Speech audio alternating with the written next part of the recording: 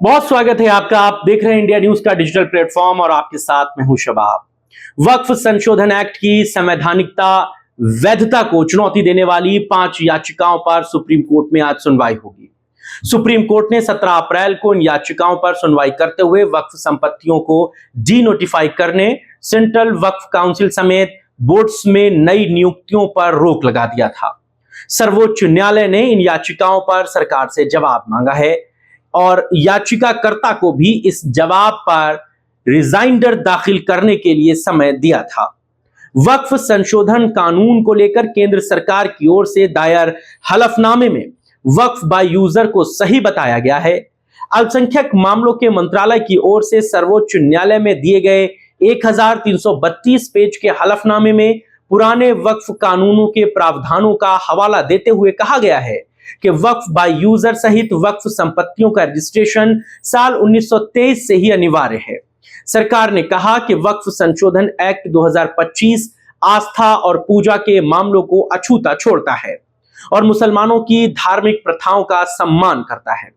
सरकार की ओर से दायर इस हलफनामे में यह भी दावा किया गया है कि इस कानून में 2013 के संशोधन के बाद वक्फ भूमि में 20 लाख एकड़ की बढ़ोतरी हुई है। प्राइवेट और सरकारी संपत्तियों पर कब्जा करने के लिए वक्फ प्रावधानों के दुरुपयोग का आरोप भी लगाया गया है।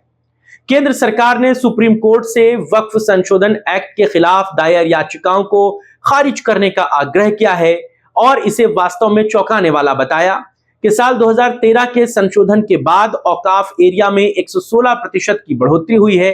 केंद्र सरकार की ओर से दायर हलफनामे के जवाब में all India Muslim personal law board ने भी हलफनामा दायर किया है। जवाबी हलफनामे में केंद्र सरकार की ओर से दायर हलफनामे में दिए गए आंकड़ों पर सवाल उठाए गए हैं। मुस्लिम पर्सनल लॉ बोर्ड ने अपने जवाबी हलफनामे में कहा है कि सरकार सुप्रीम कोर्ट को गुमराह कर रही है। बोर्ड ने यह भी कहा है कि वक्फ संपत्तियों में इजाफे का सरकार का दावा पूरी तरह गलत है। उस अधिकारी के खिलाफ कार्रवाई की जानी चाहिए जिसने यह हलफनामा दायर किया है।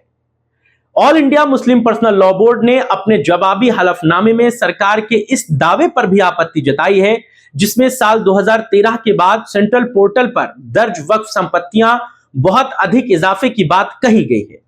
वक्फ संशोधन कानून की संवैधानिक वैधता को चुनौती देने वाली याचिकाओं पर चीफ जस्टिस संजीव खन्ना की अगुवाई वाली 3 जजों की बेंच सुनवाई कर रही है। चीफ जस्टिस की अगुवाई वाली इस बेंच में जस्टिस संजय कुमार और जस्टिस केवी विश्वनाथन शामिल है।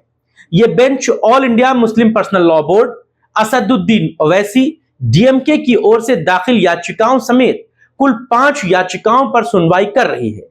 सुप्रीम कोर्ट में होने वाली इस याचिका पर सभी की निगाहें लगी हुई है। फिलहाल इस खबर और इस चर्चा में बस इतना ही।